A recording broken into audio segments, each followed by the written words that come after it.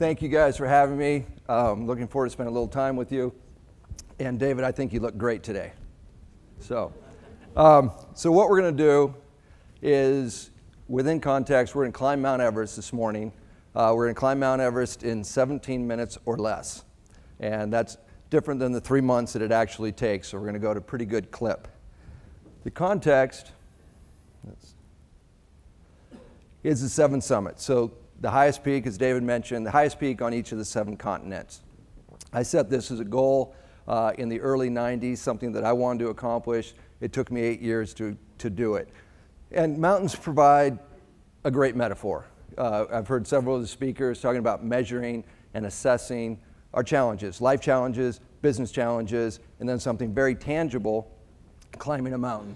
But I think some of the preparation and the tenets that it takes to get ready and to actually execute and climb something like Mount Everest is applicable to our lives and certainly our businesses.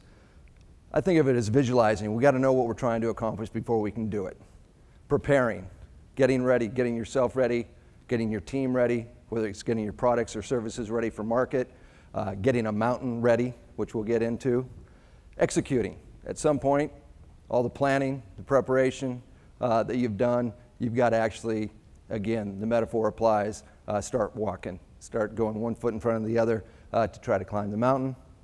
A key, I was enjoying one of the talks about measuring, assess and measuring.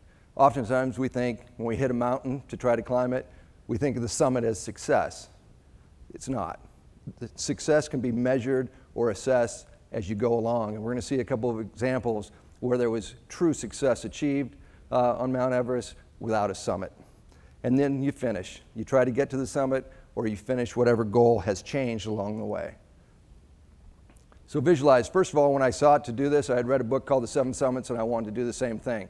Highest peak on each of the 7 continents. Where are they? Mount Elbrus is in the Republic of Georgia, down on the Black Sea in the former Soviet Union. Highest peak in Europe. Highest peak in Africa is Kilimanjaro. Highest peak in North America is in Alaska, Denali, or Mount McKinley. Highest peak in South America is Aconcagua, down in Chile. Highest peak in Antarctica is Mount Vinson. Far easier to climb this mountain than it is to get in or get out.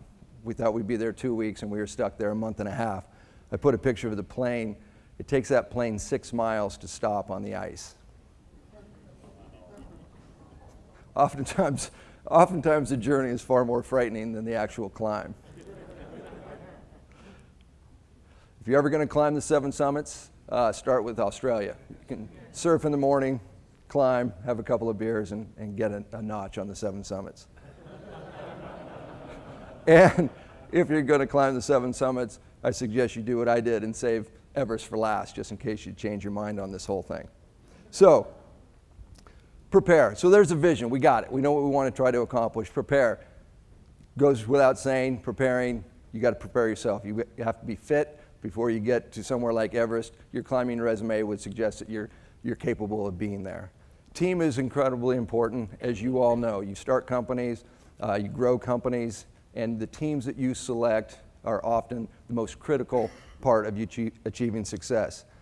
IMG Everest 2001, Phil and Sue Ursler, a married couple. Phil Ursler, one of the greatest American mountaineers in history, was the first person ever to climb Mount Everest up the North Face, first American. Sue would be trying to climb the 7 summits. She had climbed 6. I had climbed 6. This would be my first attempt. Greg Wilson is our lead climber. He had climbed Everest once up the North Face. We'll be going up the Southeast Ridge this morning. He had never made it. He had tried 5 times. Greg Wilson, or rather Charlie Peck, out of Denver, had attempted Everest once on the north side, first attempt on the Southeast Ridge. That's Ong Pasong. Ong Pasong is our Sirdar. He's the lead Sherpa. We'll have 10 Sherpas supporting us, climbing with us, preparing with us. That's his wife. He'll help us make decisions, so he's an incredibly important team member. As you prepare, you got to know where you're going. We'll start walking in a little place called Lukla at the bottom of the screen, and we'll hike about 60 miles to the base of Mount Everest at 17,700 feet. Talking about the preparation. At base camp, you can see the orange line. We have 3 things to do when we get there. We have to prepare our bodies, not the fitness, but the physiology. Your body needs to change to be able to survive at 29,000 feet, or 22,000, 26,000. So what's happening is red blood cells will start to be created, additional red blood cells, not EPO or an Armstrong type thing, but the creation of real red blood cells. It would probably help. But so you gotta have that. The next thing you have to do is you gotta prepare the mountain.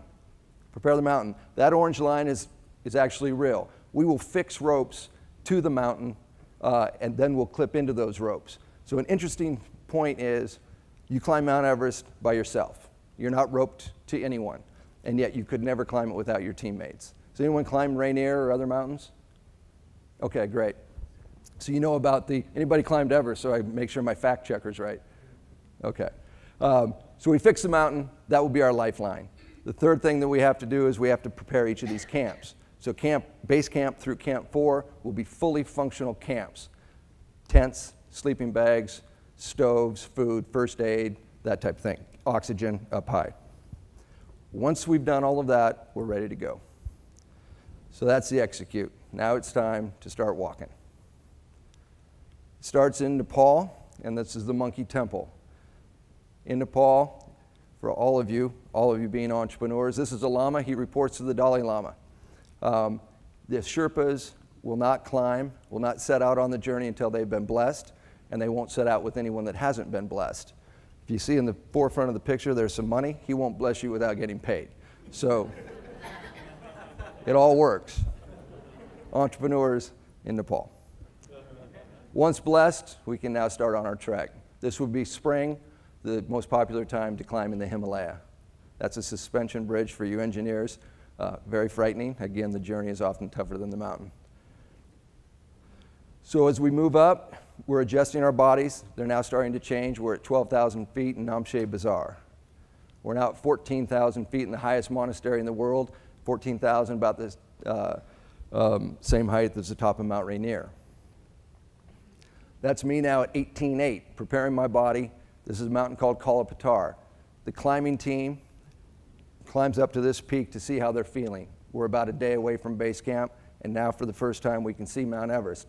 That's actually wind blowing. That's not clouds, but it's actually the jet stream blowing snow off the north side of Everest.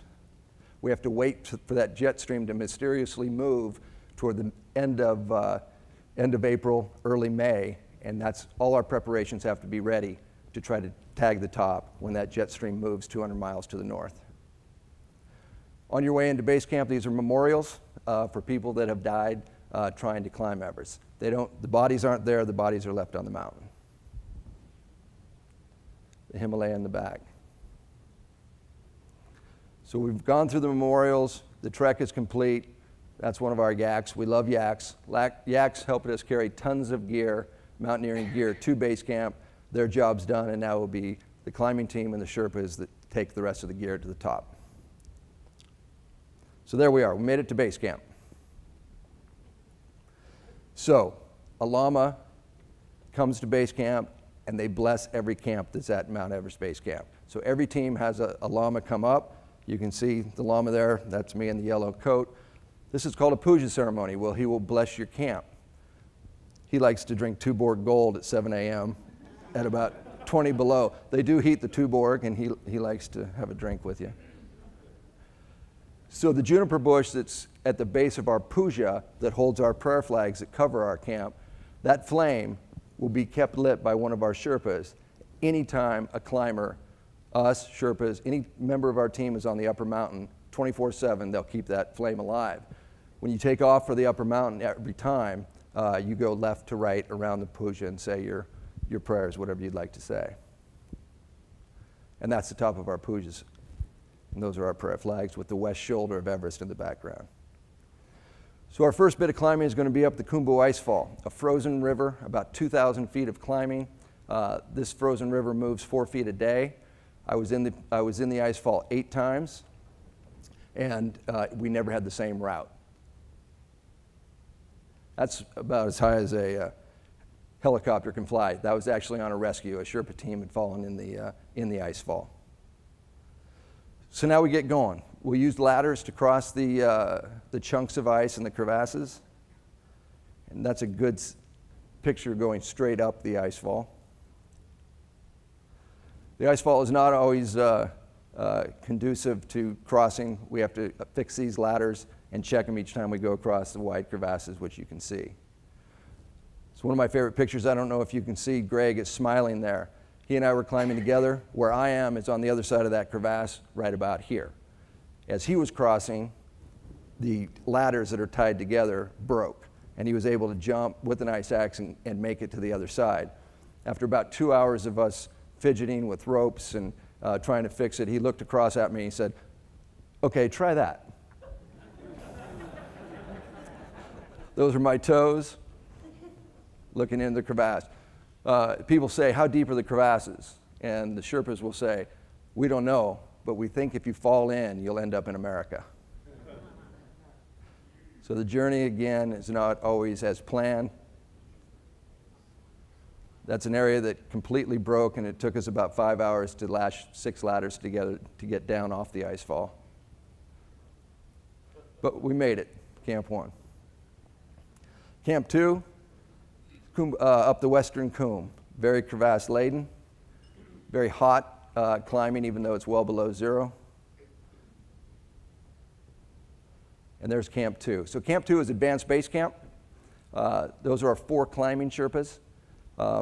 Advanced Base Camp will always have support and supplies, and one of our Sherpas will be there the entire 2.5 months that we're on the mountain. Okay, assess. Like, what's going on? How are we doing? We're over 20,000 feet. If you can see in this picture, they're looking up. And what they're looking at, everybody here, and they're on radios if you can see, they're looking at that. And that's the Lhotse face. That's something that we're going to have to climb up. What happened, see if I can get a pointer for you guys. Right here, a climber had fallen, high on the Lhotse face. And what happened, if you can see, everyone, there's a route that goes up. That's Camp 3, we're at Camp 2, where you're all sitting right now. We're going to go this way, across the Yellow Band, up this way, over the Geneva Spur. That's Lhotse. Everest is over here. A young climber had climbed Lhotse. He was coming down, right here, and he fell. How he stopped, nobody knows. But he fell, and he was in trouble. He's at about 25,000 feet in the death zone. He won't survive long, and so what we were doing at Camp 2 is trying to mobilize a rescue.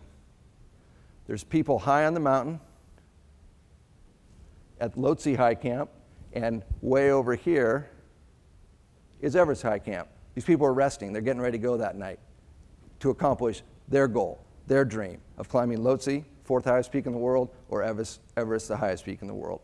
Nobody would go get the kid. If you go on a rescue at these altitudes, your dream is over. You will be too exhausted if you're successful, if you survive it, and you would have to go down.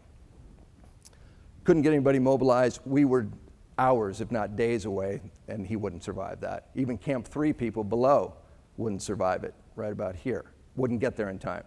All of a sudden, over the radio, there was a crazy Italian climber named Simone. And Simone was going to climb Lhotse that night, come back down, go all the way back down to base camp, get some rest for a few days, and then climb Everest up the south side and descend into China on the north through Tibet. It had never been done before. He was very enthusiastic. And we all said, "Simone, it's never been done before because it's illegal and you'll be arrested." And he would just laugh. All of a sudden, Simone came on the radio. He's at Lhotse High Camp, remember? And he said, "Do not worry, I will get him."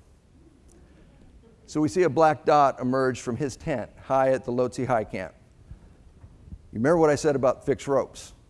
We fix the ropes for our protection. We clip into those ropes. The rope goes here and around this turtle. Turtle over here, you guys. That's just, it goes around it. See, you might be able to see the line. That's where the fixed rope is. Simone, the black dot, disappeared into the turtle, which is just jagged, ugly rock and ice. If he so much as stubbed his toe and fell, he'd go by us in seconds to his death. it was the quickest way for him to get to that kid. A couple hours later, we see a dot emerge close to the climber. So we get on the radio. We said, Simone, how are you doing? And he said, well, I have risked my life, but I am fine. These are all verbatim quotes. A couple hours later, he gets to the climber, the two dots merge. We get on the radio. We say, Simone, it's excellent climbing. How is he? How are you? He goes, well, the boy has lost a crampon, but I will teach him to climb with one. In mountaineering, if you're in trouble, you're supposed to go down. He wanted to climb back to Lhotse High Camp because he was worried about avalanche. They are on a very treacherous slope. So they did it. They climbed. And now it's just about dark. We see the dots, get to the tents, get on the radio one last time, and we say, Simone, that was excellent. How are you? And he said, well, I would rather be with the two girls that I met in Lukla, but I'm fine. So that's the fallen climber on his way down. Now we're on the Lhotse face. That's how steep it was. That's how we don't know how that kid stopped, but it was kind of a miracle. And a miracle that Simone changed his plans and his goals on the spot and saved a life. So we're at Camp 3, very inhospitable, or whatever the name. It's a bad spot. So now we're going to Camp 4. Unfortunately, I just have a couple left. We're almost to the top, everybody. Camp 4, high camp. That's what you want it to look like if you're going to climb Mount Everest. That's looking at the south summit of Mount Everest. We're in great position. Our team leader, Greg, decided we would wait a day.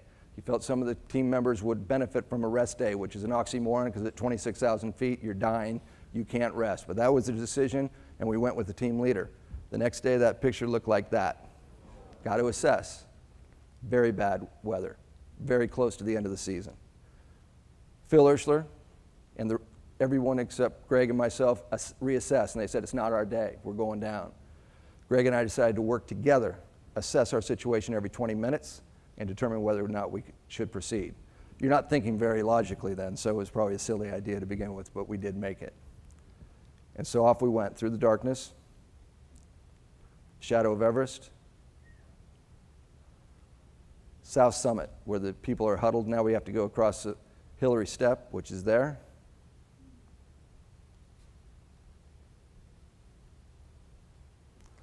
And that's the summit of Everest. So you celebrate briefly, and then you get out of there. It's time to go home. Helicopter, by far the most frightening part of this journey. And that was the top. And so that was the completion of my goal. Enjoyed the 8 years. I certainly have applied it to business, and I thank you guys for having me.